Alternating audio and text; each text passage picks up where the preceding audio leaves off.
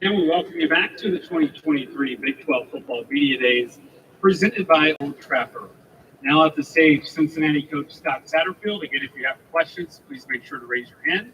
Coach, we'll start with opening statement. Yeah, I think just first of all, I want to thank the Big 12 for inviting University of Cincinnati in football into their conference. We're very excited in Cincinnati to be joining with such a great conference. Our players, our fans, our alumni, everybody associated with. We can't wait for this thing to get started. And, we're excited to be here in Texas, for this Big 12 Media Days too. Thank you, guys. All right, we'll go to center right, front row. Hi, Coach. Keegan Nixon of Bearcat Journal. Your wide receiver room has been built from nothing after a lot of transfers went out. What's the status of that room? How are they acclimating to the offense you want to run, and especially in Yeah, we have one scholarship player on our team now that was with the team last fall. And, you mentioned that we had a couple of guys get drafted and several others that got in the portal before we got the transition, before getting hired. And we have now added many guys to the room and guys that are going to come in to really help us. I think this summer has been huge for our wide receiver room. When you think about some of the guys we brought in, we brought two players in that was with me at University of Louisville and started for us over there. We brought in Xavier Henderson that started in Florida we moved Devin Prater, who was the quarterback, started the last couple of games, out to wide receiver this summer as well. He's looked really, really good. A very athletic player, good hands, strong, competitive. So that room is really, I think, now in a position to go out and compete in the Big 12. And I think with some guys that have played a lot of football, that's the thing too. We also added not only good players, but guys that have experience, playing in big contests, just not for Cincinnati. So this fall camp will be big for them to get acclimated with their offense. We'll stay center right, front row. Hi, Coach. Ryan Roberts with That Large Bid. You added 21 transfers this offseason. What are some of the challenges of adding that many new faces to your system, and what has their progression been like? Yeah, as a coach, you're always looking at the transfer piece. How are these guys going to fit to your team? I mean, ultimately it's a team game, and you have to play together and play as a team. And so when we go out and we're looking for guys to bring in like that, that's what we're looking for. Obviously these guys are individuals and they want to do the best they can do for themselves, but I want guys to come in and play for Cincinnati football. And these guys, they've all done that. And I think that is the challenge. We brought several in January, and then obviously the rest this summer. The guys that come in the summer have some catching up to do. They've done a good job with that in the month of June, and to get acclimated to how we work in the weight room, how we do our things, and then also what we do offensively and defensively in the kicking game. I like our mix of players that we brought in.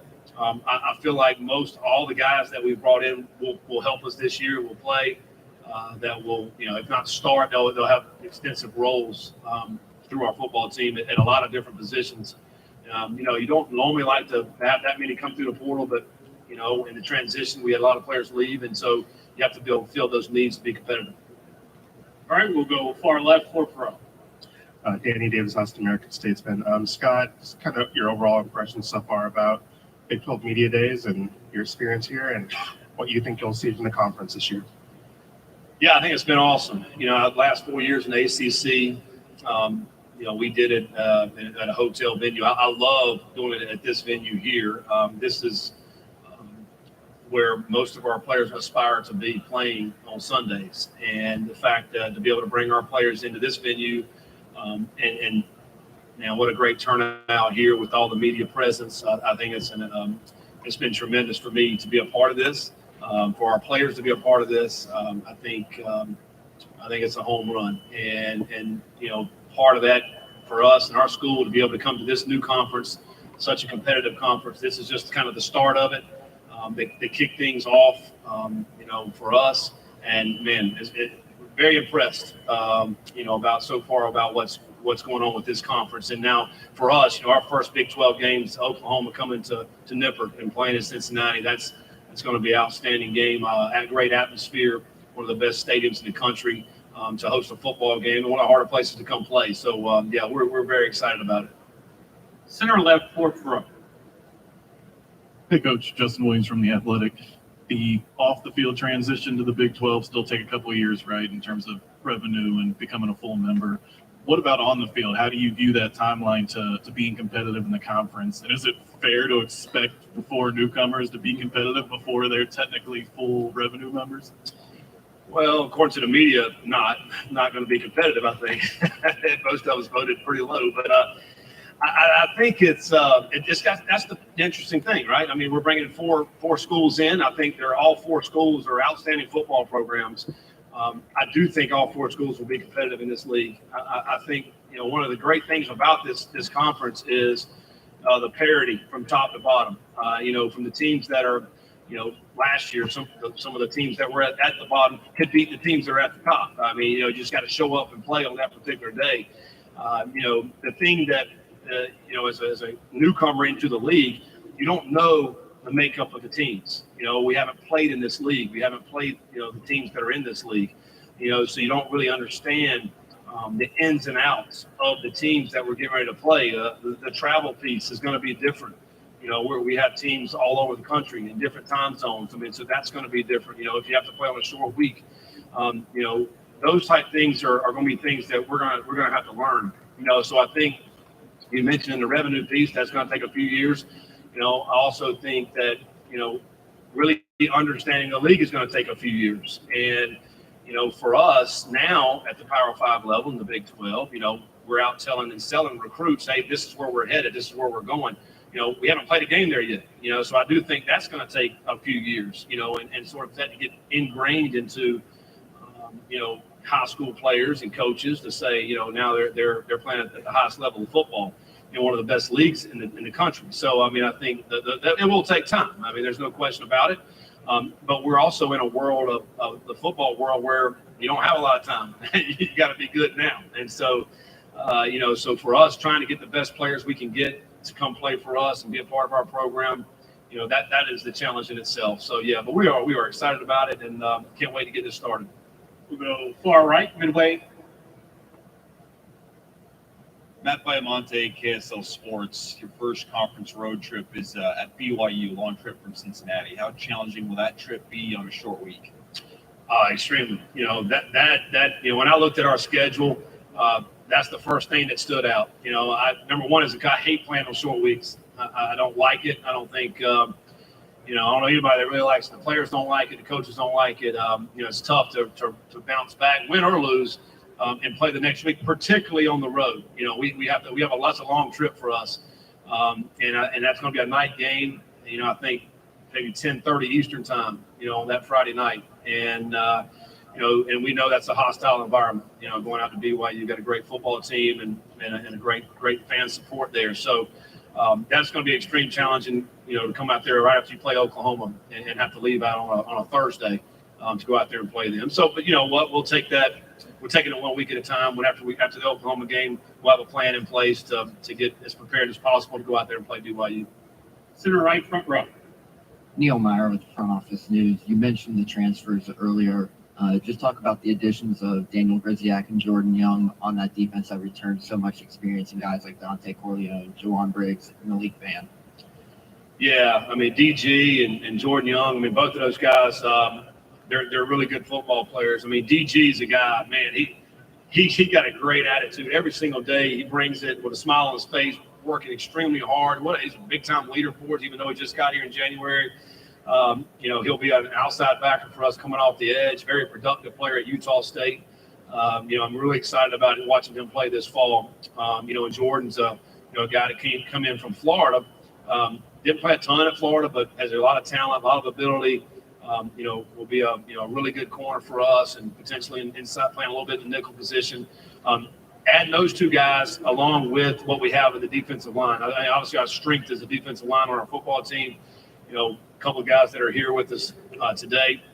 Plug that middle up. Allow our linebackers to run and make plays. We're a 3-4 scheme, and they allow those linebackers to go make plays. Pace will be a great player. We move Pace down to the outside backer, to the field side to utilize his athleticism, be able to bring him off the edge, also drop him in coverage, do a lot of different things with him. He's a very versatile player. Excited to watch him. I think he can have a breakout year at that position as well. So, really excited about our defense and what they're going to bring to the table this year. Far right, fifth row. Brian Chapman, Sooners.com. You mentioned the atmosphere you're expecting opening up conference play with Oklahoma, but what was your kind of reaction from a football perspective of getting to open up Big 12 play with Sooners? Well, I looked at that. I was like, oh, okay. They're going to send us, one of the more recognizable teams in the country to play the first game. I thought, I thought that's exciting. To be your first game in the Big 12, to be able to play a team like that with so much history. Heisman Trophy winners in the past, have really done some exciting things in the game of football for a long time. To bring them to our stadium, we know that's going to be a hot ticket. We know it's going to be very electric. But as a coach, also I'm thinking, okay, well, we got 3 games before that. We got to be ready for those 3 prior to playing Oklahoma. But what a way to start Big 12 play against a team like Oklahoma. We just got to be competitive. We got to go out there and put a team out there that's going to be very competitive and fight their butts off to go out there and try to get that win. Again, if you have a question, please make sure to raise your hand. We'll go to center right, front row. Scott Springer, Cincinnati Enquirer. You have a young man, Dante Corleone, that's gotten some big-time preseason accolades. He's only a sophomore. How's he handle that? And what did the guys say about coming back down here? Because a few of those guys were here in the end of 2021. Yeah, Dante, call him the Godfather. I mean, he's just a great person, great spirit to be around, has an infectious personality. He's a big team guy. He's a team player, but he is as strong as a player as I've ever been around. He's extremely wide, a big body, exactly what you want to be on the inside of over the top of a center. He's right around 325 pounds right now. And that's lean. I mean, he's trimmed down to get to that point. He's moving extremely well. He can run with some of our linebackers at that size, which is remarkable.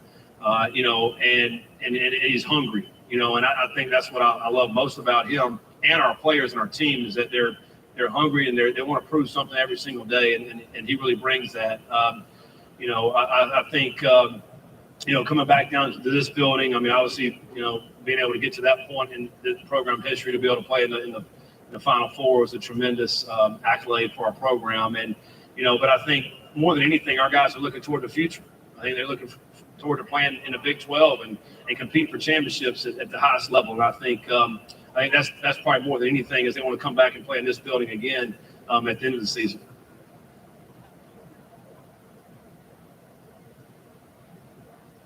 All right, Coach, thank you for your time. All right, thanks.